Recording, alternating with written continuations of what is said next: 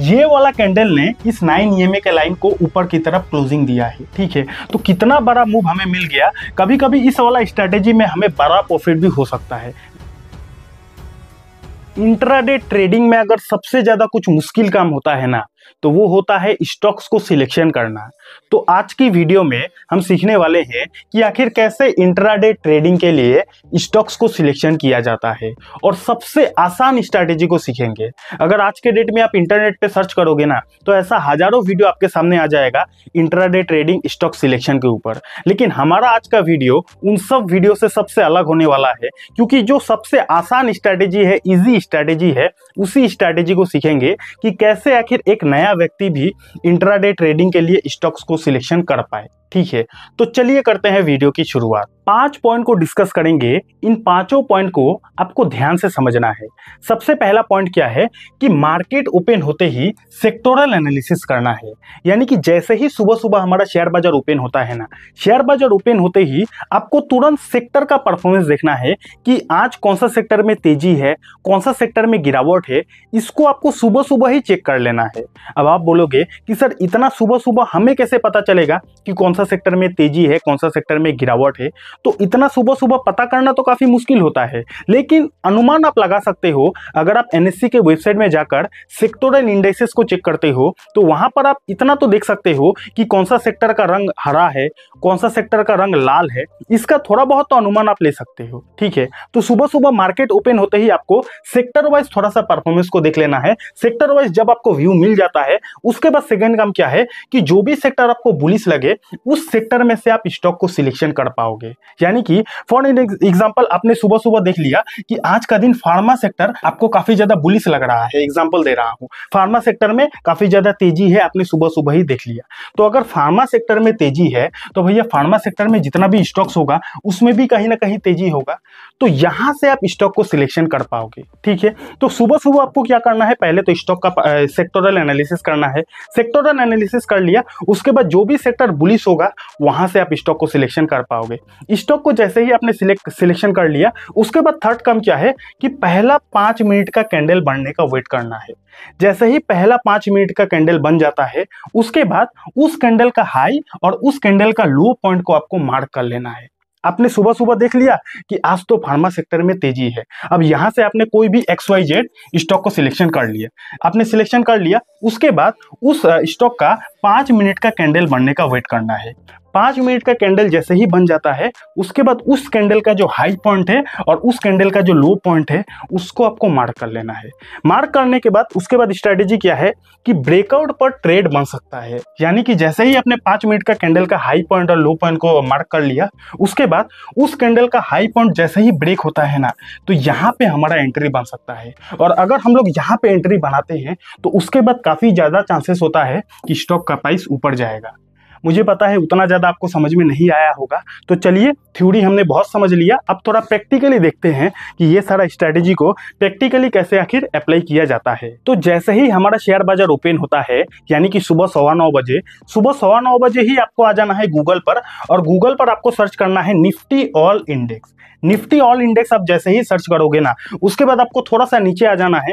नीचे आने के बाद यहाँ पे NSE इंडिया का जो पहला वाला वेबसाइट है, इसमें आपको क्लिक कर देना है। जैसे ही आप इस पे क्लिक करोगे, तो हमारे शेयर बाजार में जितना भी सेक्टर होगा, उन सेक्टर वाइज परफॉर्मेंस को आप यहाँ पे देख पाओगे, ठीक है। तो थोड़ा सा आपको नीचे आ जाना है। नीचे आने के बाद यहाँ पे आप देख पा रहे हो सेक्टोरल इंडेक्सेस, यानी कि हर एक सेक्टर का परफॉर्मेंस आप यहाँ पे देख पाओगे, ठीक है। तो ये काम आपको सुबह सुबह करना है। फिलहाल अभी तो मार्केट बंद है, तो मार्केट बंद होने के बाद मैं इस वीडियो को शूट कर रहा हूं, ठीक है। तो एग्जांपल के लिए मान लेते हैं कि आपने सुबह सुबह देख लिया कि भैया हर एक सेक्टर का रंग लाल है, लेकिन यहाँ पे IT जो सेक्टर है, वो सेक्टर ग्रीन कलर में है, यानी कि IT सेक्टर में तेजी है। तो अगर IT सेक्टर में तेजी है, तो कहीं ना कहीं IT सेक्टर में जितना भी स्टॉक्स होगा उसमें भी तेजी होगा। तो अगर कोई सेक्टर में ही तेजी है, इस चीज को सुबह सुबह आप देख लेते हो, तो उस सेक्टर से आप स्टॉक को सिलेक्शन कर पाओगे। तो फॉर एन एग्जांपल के लिए मान लेते हैं IT सेक्टर में तेजी है, तो हम लोग TCS को स्टडी करेंगे। तो यहाँ पे आपको ट्रेडिंग व्यू में फिर से आ जाना है, या फिर जो भी चार्टिंग सॉफ्टवेयर को आप यूज करते हो उसमें आ जाना है, और जो सेक्टर आपको बुलिश लगता है उस सेक्टर में से आप स्टॉक को सिलेक्शन कर पाओगे, ठीक है। तो फॉर एन एग्जांपल हम लोग यहाँ पे सर्च कर लेते हैं TCS को, ठीक है, क्योंकि IT सेक्टर में तेजी है। अब ये कोई बाई सेल रिकमेंडेशन मत समझ लेना, मुझे आपको समझाना है, सिखाना है, तो किसी ना किसी स्टॉक का नाम लेना ही पड़ेगा, ठीक है। बाई सेल रिकमेंडेशन नहीं है। तो उसके बाद आपका जो भी स्टॉक होगा उस स्टॉक को आपको ओपन कर लेना है। ओपन करने के बाद पहला 5 मिनट का कैंडल बनने का आपको वेट करना है। जैसे ही पहला 5 मिनट का कैंडल बन जाता है, उसके बाद उस 5 मिनट का कैंडल का जो हाई पॉइंट है, जो लो पॉइंट है, उसको आपको मार्क कर लेना है। जैसे कि इस वाला केस में आप देखते हो कि ये वाला पहला 5 मिनट का कैंडल बन गया। पहला 5 मिनट का कैंडल बनने के बाद आपको सिंपली जाना है यहाँ पे जाने के बाद आपको हॉरिजॉन्टल लाइन ले लेना है। लेने के बाद आपको उस कैंडल का जो हाई पॉइंट रहेगा और उस कैंडल का जो लो पॉइंट रहेगा, उसको आपको मार्क कर लेना है। जैसे ही आप मार्क कर लोगे हाई पॉइंट और लो पॉइंट, आपका मोटा मोटी 90% काम खत्म। उसके बाद आपको देखना है कि क्या वो पहला कैंडल का जो हाई पॉइंट है, उस हाई पॉइंट को कोई कैंडल ब्रेक कर रहा है कि नहीं। तो अगर आप यहाँ पे देखोगे कि इस कैंडल का बनने के बाद दूसरा वाला कैंडल ने हाई को ब्रेक नहीं किया है, तीसरा वाला कैंडल ने भी हाई को ब्रेक नहीं किया, चौथा वाला कैंडल ने भी हाई को ब्रेक नहीं किया, लेकिन अगर ये पांचवा वाला कैंडल देखोगे तो पांचवा वाला कैंडल ने इस पहला वाला कैंडल का हाई को भी ब्रेक कर दिया है। तो जैसे ही कोई कैंडल पहला वाला कैंडल का हाई को ब्रेक कर देता है ना, तो यहाँ पे आपका एंट्री बन सकता है। और अगर आप यहाँ पे एंट्री करते हो ना, तो भैया उसके बाद अगर आप देखोगे तो उसके बाद स्टॉक का प्राइस ऊपर जाता है। अगर आपको समझ में नहीं आया, फिर से समझाता हूँ। पहले तो आपको 5 मिनट का कैंडल बनने का वेट करना है। 5 मिनट का कैंडल बन जाएगा, उसके बाद उस कैंडल का हाई पॉइंट और लो पॉइंट को आपको मार्क कर लेना है। हाई पॉइंट लो पॉइंट को मार्क कर लेना है। उसके बाद आपको देखना है कि क्या पहला वाला कैंडल का हाई को कोई कैंडल ब्रेक कर रहा है कि नहीं। अगर कोई कैंडल ब्रेक कर रहा है तो वहां पे आपका एंट्री बन जाएगा। और जैसे ही आप एंट्री करोगे तो काफी ज्यादा चांसेस होता है कि उसके बाद स्टॉक का प्राइस ऊपर जाएगा, ठीक है। अब आपके मन में एक और सवाल आ रहा होगा कि सर इस स्ट्रैटेजी के हिसाब से टारगेट कहां पर होगा, स्टॉप लॉस कहां पर होगा। तो सब कुछ बताऊंगा, आपको घबराना बिल्कुल भी नहीं है। यहाँ पे हमने एक स्टॉक में देखा ना, और दूसरा कोई स्टॉक में देख लेते हैं। तो पहले हमने क्या किया था, हमने सेक्टर वाइज देखा था और यहाँ पे हमने देखा कि आईटी सेक्टर में रैली है, इसलिए हमने यहाँ पर भी आईटी सेक्टर वाला कंपनी को ओपन किया था। एक और आईटी सेक्टर वाली किसी भी स्टॉक को सिलेक्शन कर लेते हैं। चलो जी, कोई बाई सेल रिकमेंडेशन नहीं है, हम लोग यहाँ पे इन्फोसिस को सिलेक्ट करते हैं, ठीक है। मैं बार बार बोल रहा हूँ, किसी भी स्टॉक का नाम अगर मैं ले रहा हूँ, बाई सेल का रिकमेंडेशन मत समझिएगा। तो आईटी सेक्टर में रैली था, इसीलिए हमने इन्फोसिस को भी यहाँ पे ओपन कर लिया है। अब हमारा पहला काम क्या है कि भैया पहला जो 5 मिनट का कैंडल है, उस कैंडल का हाई पॉइंट लो पॉइंट को मार्क कर लेना है। तो चलिए जल्दी से कर लेते हैं, नहीं तो आप भी बोलोगे कि सर एक बात कितना बार बोलते हो। तो यहाँ पे हमने हाई को मार्क कर लिया, लो को मार्क कर लिया, हो गया। उसके बाद हमारा काम क्या है, उसके बाद हमारा स्ट्रेटेजी क्या था कि अगर पहला वाला 5 मिनट का कैंडल का हाई को अगर कोई कैंडल ब्रेक करता है तो वहां पे हमारा एंट्री बन सकता है, ठीक है। तो अगर आप यहाँ पे देखोगे तो पहला वाला 5 मिनट का कैंडल बना, उसके बाद ही वाला कैंडल ने हाई को ब्रेक कर दिया है। तो यहाँ पे अगर हम लोग एंट्री करते तो उसके बाद अगर आप देखोगे कि भैया शेयर का प्राइस ऊपर चला गया, ठीक है। स्टॉप लॉस क्या होगा सब कुछ बताऊंगा।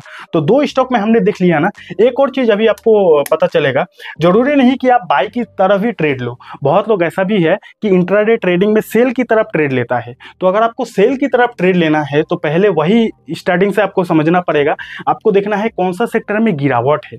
मान के चलते हैं यहाँ पे हम लोग देखते हैं कि आज का दिन एफएमसीजी सेक्टर में गिरावट है। तो अगर एफएमसीजी सेक्टर में गिरावट है तो डेफिनेटली एफएमसीजी में जितना भी स्टॉक्स होगा उसमें भी गिरावट होगा। तो चलिए एफएमसीजी का किसी भी स्टॉक को यहाँ पे सर्च कर लेते हैं। तो मान के चलते हैं, एग्जांपल दे रहा हूँ, HUL को हम लोग सर्च कर लेते हैं, ठीक है। हिंदुस्तान यूनिलीवर को हम लोग सर्च कर लेते हैं।